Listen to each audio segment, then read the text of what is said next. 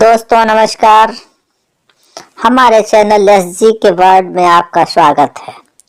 दोस्तों हमारे चैनल पर सामान्य ज्ञान, हेल्थ टिप्स, रोचक कहानियाँ, हिंदी उर्दू, ज्ञान वर्धक एवं शिक्षाप्रद आदि विषयों पर आधारित वीडियो शेयर किए जाते हैं। आप हमारे चैनल पर नए हैं तो चैनल को सब्सक्राइब करके बेल आइकन ज़रूर दबा दें ताकि इस तरह के वीडियो का नोटिफिकेशन सबसे पहले आपके पास पहुंचे। तो दोस्तों चलिए शुरू करते हैं एक मुंशी प्रेमचंद की कहानी कफन।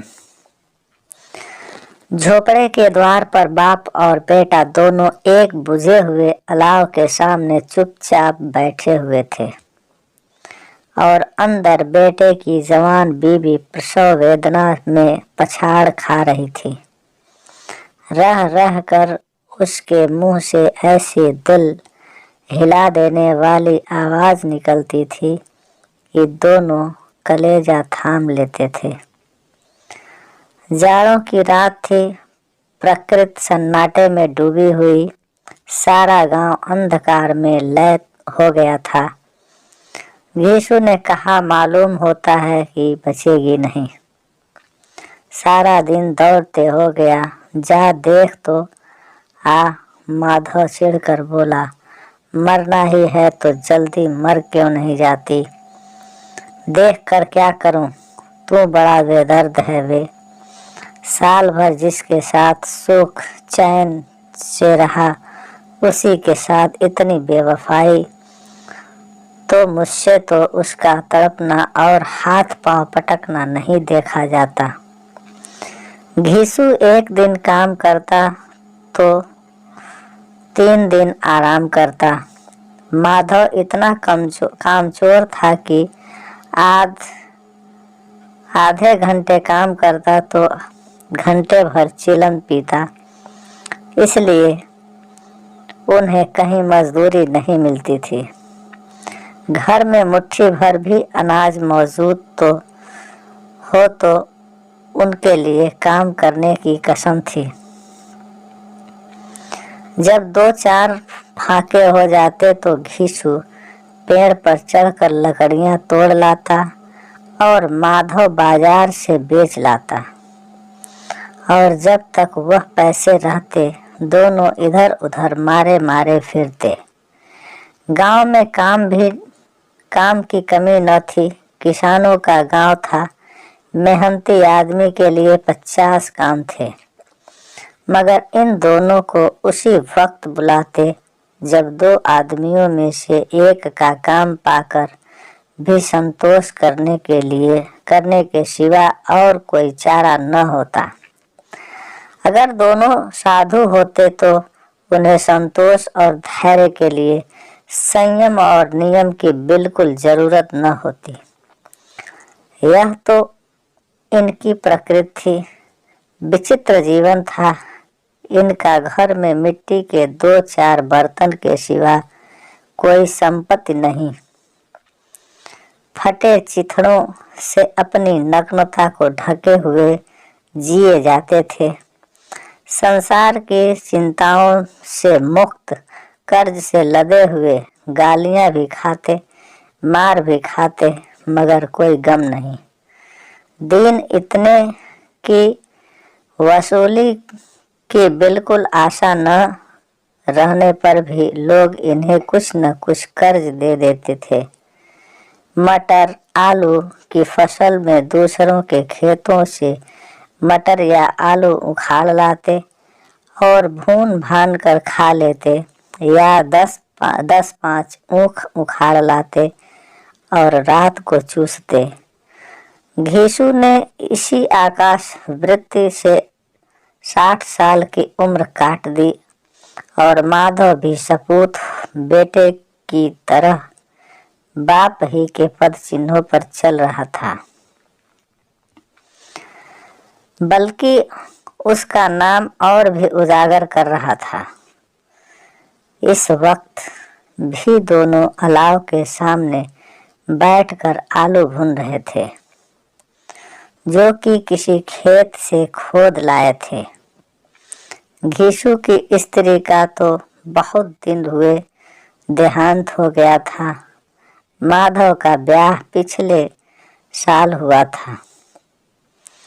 जब से यह औरत आई थी, उसने इस खानदान में व्यवस्था की नींव डाली थी और इन दोनों बेगैरतों का देख रेख करती रहती थी। जब से वह आई, यह दोनों और भी आलसी और आराम तलब हो गए थे। बल्कि कुछ जाकर देख तो क्या दशा है उसकी, चुड़ैल का फिसाद होगा। और क्या हाल, यहाँ तो ओझा भी 1 रुपया मांगता है। माधव को भय था कि वह कोठरी में गया तो घीसू आलुओं का बड़ा भाग साफ कर देगा। बोला, मुझे वहां जाते डर लगता है। डर किस बात का है? मैं तो यहाँ हूँ ही, तो तुम्हें जाकर देखो ना। मेरी औरत जब मरी थी तो मैं 3 दिन तक उसके पास से हिला तक नहीं था। और फिर मुझसे लजाएगी कि नहीं? जिसका कभी मुंह नहीं देखा, आज उसका उघड़ा हुआ बदन देखूं, उसे तन की सुध भी तो न होगी। मुझे देख लेगी तो खुलकर हाथ पांव भी न पटक सकेगी। मैं सोचता हूँ कोई बाल बच्चा हो गया तो क्या होगा। सोंठ, गुड़, तेल कुछ भी तो नहीं है घर में। सब कुछ आ जाएगा, भगवान दे तो। जो लोग अभी 1 पैसा नहीं दे रहे हैं, वे ही कल बुलाकर रुपए देंगे। मेरे 9 लड़के हुए, घर में कभी कुछ न था, मगर भगवान ने किसी न किसी तरह बेड़ा पार ही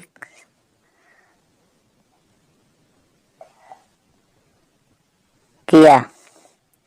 जिस समाज में रात दिन मेहनत करने वालों की हालत उनकी हालत से कुछ बहुत अच्छी न थी, और किसानों के मुकाबले में वे लोग जो किसानों की दुर्बलताओं से लाभ उठाना जानते थे, कहीं ज्यादा संपन्न थे। वहाँ इस तरह की मनोवृत्ति का पैदा हो जाना कोई अचरज की बात न थी। हम तो कहेंगे घीसू किसानों से कहीं ज्यादा विचारवान था और किसानों के विचार शून्य समूह में शामिल होने के बदले बैठक बाजों की कुत्सित मंडली में जा मिला था। हाँ, उसमें यह शक्ति न थी कि बैठक बाजों के नियम और नीति का पालन करता। इसलिए जहाँ उसकी मंडली के और लोग गांव के सरगना और मुखिया बने हुए थे, उस पर सारा गांव उंगली उठाता था। फिर भी उसे यह तस्कीन तो थी ही कि अगर वह फटे हाल है तो कम से कम उसे किसानों की जी से जी तोड़ मेहनत तो नहीं करनी पड़ती, और उसकी सरलता और निरीहता से दूसरे लोग बेजा फायदा तो नहीं उठाते। दोनों आलू निकाल कर जलते जलते खाने लगे। कल से कुछ नहीं खाया था, इतना सब्र न था कि ठंडा हो जाने दें। कई बार दोनों की जबानें जल गई। छिल जाने पर आलू का बाहरी हिस्सा जबान, हलक और तालू को जला देता था, और उस अंगारे को मुंह में रखने से ज्यादा खैरियत इसी में थी कि वह अंदर पहुंच जाए। वहां उसे ठंडा करने के लिए काफी सामान थे। इसलिए दोनों जल्द जल्द निगल जाते। हालांकि इस कोशिश में उनकी आंखों से आंसू निकल आते। घीसू को उस वक्त ठाकुर की बारात याद आई जिसमें 20 साल पहले वह गया था। उस दावत में उसे जो तृप्ति मिली थी वह उसके जीवन में एक याद रखने लायक बात थी और आज भी उसकी याद ताजी थी। बोला वह भोज नहीं भूलता। तब से फिर उस तरह का खाना और भरपेट नहीं मिला। लड़की वालों ने सबको भरपेट पूरियां खिलाई थी। सबको छोटे बड़े सब ने पूरियां खाई और असली घी की चटनी, रायता, 3 तरह के सूखे साग, एक रसेदार तरकारी, दही, चटनी, मिठाई। अब क्या बताऊं कि उस भोज में क्या स्वाद मिला। कोई रोक टोक नहीं थी। जो चीज चाहो मांगो, जितना चाहो खाओ। लोगों ने ऐसा खाया कि किसी से पानी न पिया गया। मगर परोसने वाले हैं कि पत्तल में गर्म गर्म गोल गोल सुबासित कचौरियां डाल देते थे। मना करते हैं कि नहीं चाहिए, पत्तल पर हाथ रोके हुए हैं, मगर वह है कि दिए जाते हैं। और जब सबने मुंह धो लिया तो पान इलायची भी मिली, मगर मुझे पान लेने की कहाँ सूझ थी। खड़ा हुआ न जाता था। चटपट जाकर अपने कंबल पर लेट गया। ऐसा दिल दरियाव था कि वह ठाकुर माधव ने इन पदार्थों का मन ही मन मजा लेते हुए कहा, अब हमें कोई ऐसा भोज नहीं खिलाता। अब कोई क्या खिलाएगा। वह जमाना दूसरा था। अब तो सबको किफायत सूझती है। शादी ब्याह में मत खर्च करो, क्रियाकर्म में मत खर्च करो। पूछो गरीबों का माल बटोर बटोर कर कहाँ रखोगे। बटोरने में तो कभी नहीं है। हाँ, खर्च में किफायत सूझती है। तुमने एक 20 पूरियां खाई होगी, 20 से ज्यादा खाई थी। मैं 50 खा जाता। 50 से कम मैंने न खाई होगी। अच्छा पका था। तू तो मेरा आधा भी नहीं खाता। आलू खाकर दोनों ने पानी पिया और वहीं अलाव के सामने अपनी धोतियां ओढ़कर पांव पेट में डाले सो गए, जैसे 2 बड़े बड़े अजगर गेंडुलियां मारे पड़े हों। उधर बीबी अभी तक कराह रही थी। सवेरे माधव ने कोठरी में जाकर देखा तो उसकी स्त्री ठंडी हो गई थी। उसके मुंह पर मक्खियां भिनक रही थीं। पथराई हुई आंखें ऊपर टंगी हुई थी। सारी देह धूल से लथपथ हो रही थी। उसके पेट में बच्चा मर गया था। माधव भागा हुआ घीसू के पास आया। फिर दोनों जोर जोर से हाय हाय करने और छाती पीटने लगे। पड़ोस वालों ने यह रोना धोना सुना तो दौड़े हुए आए और पुरानी मर्यादा के अनुसार इन अभागों को समझाने लगे। फिर ज्यादा रोने पीटने का अवसर न था। कफन की और लकड़ी की फिक्र करनी थी। घर में तो पैसा इस तरह गायब था जैसे चील के घोंसले में मांस। बाप बेटे रोते हुए गांव के जमींदार के पास गए। वह इन दोनों की सूरत से नफरत करते थे। कई बार उन्हें अपने हाथों से पीट चुके थे। चोरी करने के लिए वादे पर वादे, काम पर न आने के लिए। पूछा, क्या है बे घिसुआ, रोता क्यों है? अब तो तू कहीं दिखलाई भी नहीं देता।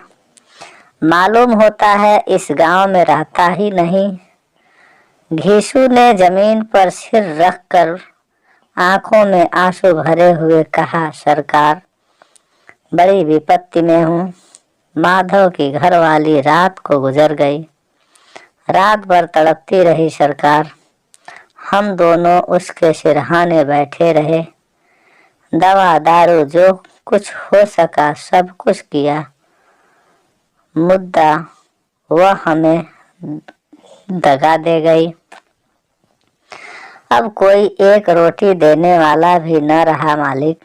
तबाह हो गए, घर उजड़ गया। आपका गुलाम हूँ। अब आपके सिवा कौन उसकी मिट्टी पार लगाएगा? हमारे हाथ में तो जो कुछ था वह सब तो दवा दारू में उठ गया। सरकार की ही दया होगी तो उसकी मिट्टी उठेगी। आपके सिवा किसके द्वार पर जाऊं? जमींदार साहब दयालु थे, मगर घिसू पर दया करना काले कंबल पर रंग चढ़ाना था। जी मैं तो आया, कह दें चल दूर हो यहाँ से। यूं तो बुलाने से भी नहीं आता। आज जब गरज पड़ी तो आकर खुशामद कर रहा है। हरामखोर कहीं का बदमाश, लेकिन यह क्रोध या दंड देने का अवसर न था। जी में कुड़ते हुए 2 रुपए निकाल कर फेंक दिए, मगर सांत्वना का एक शब्द भी मुंह से न निकला। उसकी तरफ ताका तक नहीं, जैसे सिर का बोझ उतारा हो। जब जमींदार साहब ने 2 रुपए दिए तो गांव के बनिए महाजनों को इनकार का साहस कैसे होता। घिसू जमींदार के नाम का ढिंढोरा तो पीटना खूब जानता था। किसी ने 2 आने दिए, किसी ने 4 आने। 1 घंटे में घिसू के पास 5 रुपए की अच्छी रकम जमा हो गई। कहीं से अनाज मिल गया, कहीं से लकड़ी, और दोपहर को घिसू और माधव बाजार से कफन लाने चले। इधर लोग बांस वांस काटने लगे। शेष अगले भाग में। दोस्तों, यह वीडियो पसंद आया हो तो हमारे इस चैनल को सब्सक्राइब करें, बेल आइकन ज़रूर दबाएं ताकि इस तरह के वीडियो का नोटिफिकेशन सबसे पहले आप तक पहुंचे। धन्यवाद। वीडियो शेयर करना न भूलें।